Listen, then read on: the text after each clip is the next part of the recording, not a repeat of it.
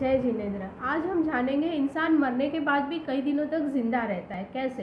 अक्सर हम कहते हैं कि अगर इंसान मर गया तो उनकी सारी चीज़ें जला देनी चाहिए, पर इस युग में वो पॉसिबल नहीं है, क्योंकि एक इंसान बहुत सारे कपड़े, बहुत सारे चप्पल, बहुत सारे उनकी चीज़ ऐसी रहती है कि जिसे हम नहीं जला सकते, तो हम उसे बांट देते हैं। तो हम जो भी उनकी चीज़ बांटते हैं हमें उसे एक बार धो लेना चाहिए, और वो उनकी सारी चीज़ कभी भी एक जगह पे हमें नहीं बांटनी चाहिए, हमें अलग अलग जगह पे बांटनी चाहिए। क्यों?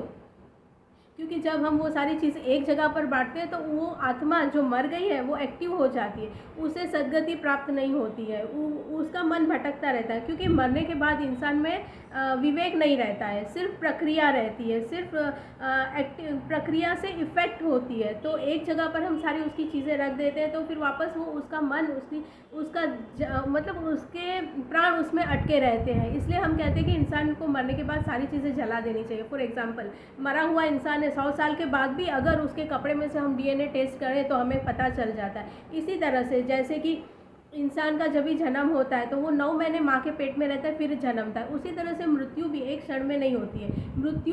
मृत्यु के भी सारे प्रोसीजर्स होते हैं। 14 दिनों तक वो वहाँ पर रहती है, अलग अलग रूप में, अलग अलग पावर में वो ज़िंदा रहती है। तो जब भी इंसान मरता है तो उनकी सारी चीज़ों को जला दो। वो फेवरेट जो उनकी चीज़ है, जो फेवरेट उनके कपड़े हैं, उन्हें तो आपको उसे जला देना चाहिए, नहीं तो किसी न किसी रूप में, निगेटिव एनर्जी के रूप में भी वो आपके साथ रहती है।